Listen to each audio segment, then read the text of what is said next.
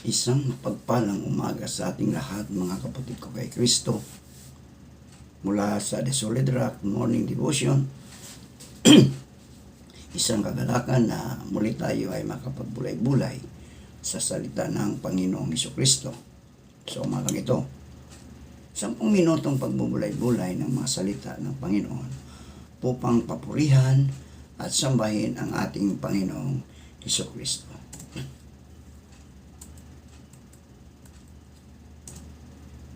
Ang ating pong pagbubulay-bulayan sa magandang umagang ito ay matatagpuan sa mga taga-Efeso 6:1-3. Ito po ang sinasabi, "Mga anak, sundin ninyo ang inyong mga magulang sa Panginoon, sapagkat ito ang nararapat. Igalang mo ang iyong ama at ina."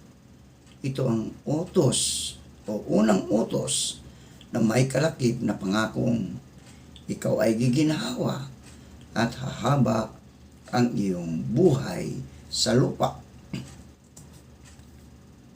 Ang pamagat ng ating pagbubulay-bulayan sa umaga ito ng Miyerkules ay igalang mo ang iyong ama at ina. Yan.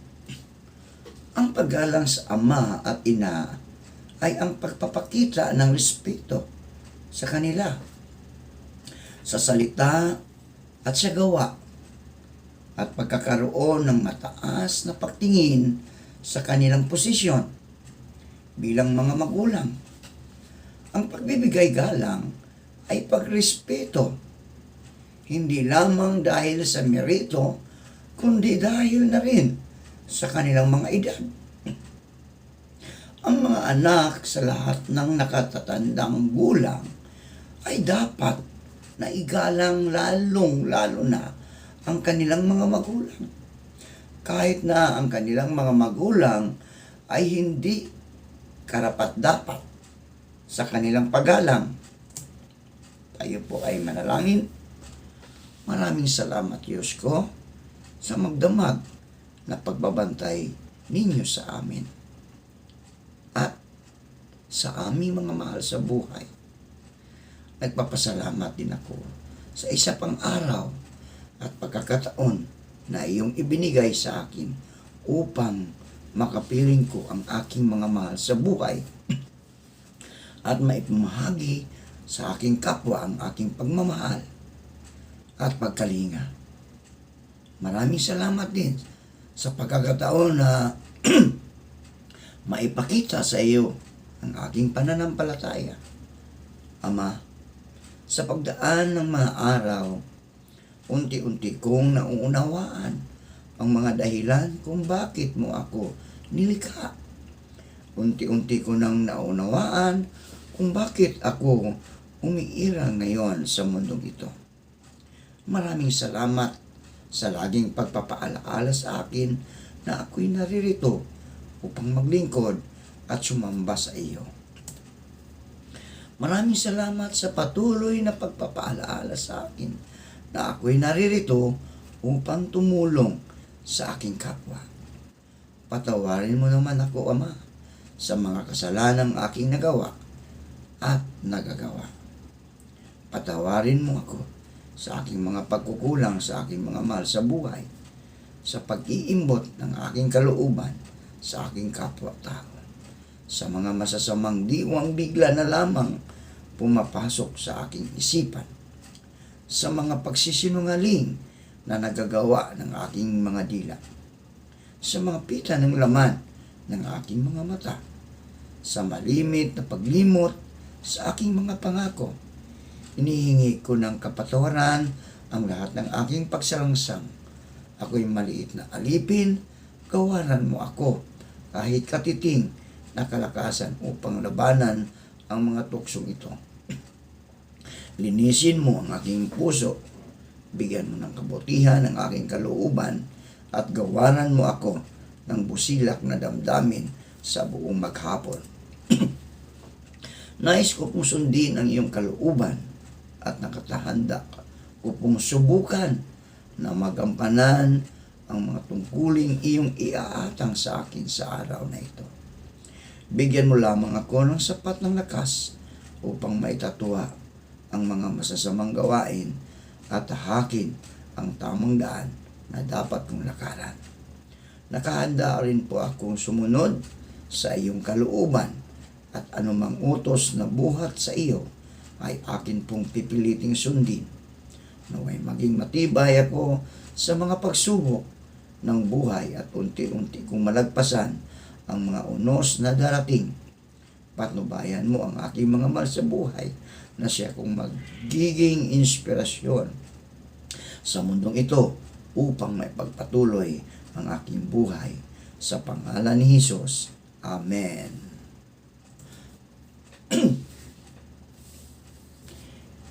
Inuutosan tayo ng Panginoong Hesus na igalang ang ating ama at ina.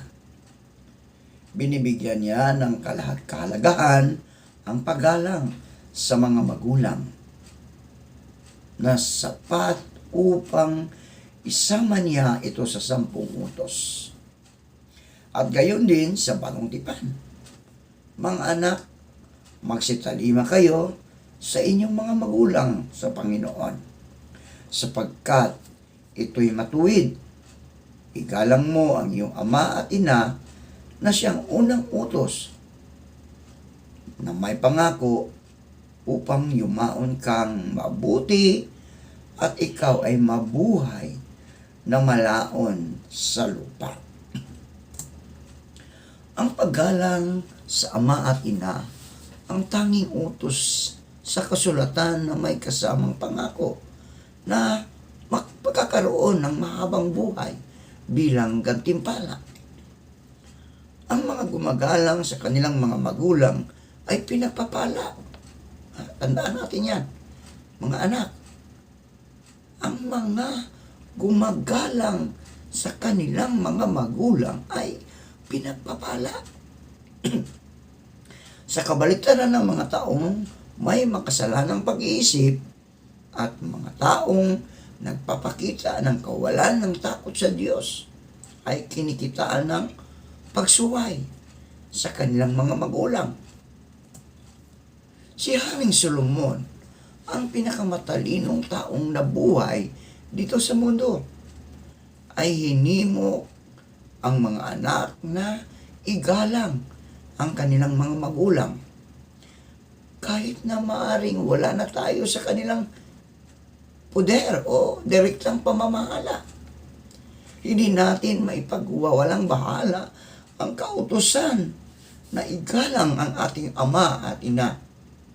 Maging ang Panginoong Hesus, ang anak ng Diyos ay ipinasakop ang kanyang sarili sa kanyang mga magulang dito sa lupa at sa kanyang ama na nasa langit. Bilang pagsunod sa halimbawa ni Jesus, dapat nating igalang ang ating mga magulang kung paano tayo buong paggalang na lumapit sa ating ama sa langit. Walang pag-aalinlangan, inuutosan tayo na igalang ang ating mga magulang. Ngunit paano? Igalang natin sila sa ating gawa at pag-uugali. Igalang natin ang kanilang mga hindi sinasabi at sinasabing mga kailingan. Dinidinig ng pantas na anak ang turo ng kanyang ama, ngunit hindi dinidinig ng mangduduwahagi ang saway. Sa Mateo, Kapitulo 15, talatang 3 hanggang 9, ipinaalaala ni Jesus sa mga Parisiyo ang utos ng Diyos na igalang ang kanilang ama at ina. Sinusunod nila ang mga kautusan ni Moses ng letra por letra. Ngunit, idinagdag nila ang kanilang mga tradisyon na siyang nagpawalang bisa sa kanilang kautusan. Habang idiginagalang nila ang kanilang mga magulang sa salita, ang kanilang mga gawa ay nagpapakita ng kanilang tunay na motibo. Ang paggalang ay hindi lamang sa salita. Ang salitang paggalang sa talatang ito ay isang pandiwa na nangangailangan ng tamang aksyon. Dapat nating pagsikapan na igalang ang ating mga magulang kung paanong nagsisikap tayo na makapagbigay luwalhati sa ating Diyos, sa ating pag-iisip, at sa ating salita at gawa. Para sa isang maliit na bata, ang pagsunod sa magulang at paggalang ay laging magkasama. Kasama sa paggalang ang pakikinig, pagsunod, at pagpapasakop sa kanilang kapamahalaan. Kapag lumaki na ang bata, ang pagsunod na natutunan nila noong bata pa sila ay tutulong sa kanya upang igalang din naman ang mga may kapangyarihan tulad ng may tungkulin sa pamahalaan, pulisman, o anuman ang kanilang pinagtatrabahuan. Habang inuutusan tayong igalang ang ating mga magulang, hindi natin dapat nagayahin ang kanilang makasalanang gawa. Ang utos lang dito ay igalang, hindi gayahin. Kung pinapagawa ng isang magulang ang kanyang anak ng isang bagay na malinaw na sumasalungat sa utos ng Diyos, nararapat na sundin ng batang iyon ang Diyos. Dapat nararapat na sundin ang batang iyon ang Diyos sa halip na ang kanyang magulang. Dahil hindi nararapat Halimbawa, inutusan ka ng magulang mo na magsinungaling. Kailangan ba natin sundin yun? Alam natin na hindi nararapat sa mata ng Diyos. Diba? Ang sundin natin, ang utos ng Diyos, bawal magsinungaling. Diba? Bawal magnakaw. Bawal maglalasing. So, yun po ang kautusan ng Diyos. Pero kapag ang ginawa ng ating mga magulang ay ayon sa pamantayan ng ating Panginoong Jesucristo, iyon, igalang natin. Igalang natin. Ang paggalang ay umaani ng paggalang. Diba? Hindi palalampasin ng Diyos ang mga taong hindi gumagalang sa kanilang mga magulang. Kung nais nating bigyan kasiyahan ng Diyos at pagpapalain niya tayo, dapat nating igalang ang ating mga magulang. Ang paggalang ay hindi madali, hindi laging masaya, at hindi natin kaya sa pamagitan ng ating sariling lakas. Ngunit, ang paggalang sa magulang ay isang tiyak na landas upang makamit ang ating layunin sa buhay, ang magbigay lugod sa Diyos. Mga anak, magsitalima kayo sa inyong mga magulang sa lahat ng mga bagay, sapagkat ito'y totoong nakalulugod sa Panginoon. Manalangin tayo. Salamat, Panginoon, sa panibagong araw na iyong ibinigay sa aking buhay. Inaalay po namin sa inyo ang buong araw na ito at ang aming pamilya. Gabayan at patnubayan niyo po kami sa araw na ito at ilayo sa anumang kapahamakan. Sa pangalan ni Jesus na aming tagapagligtas. Amen at amen.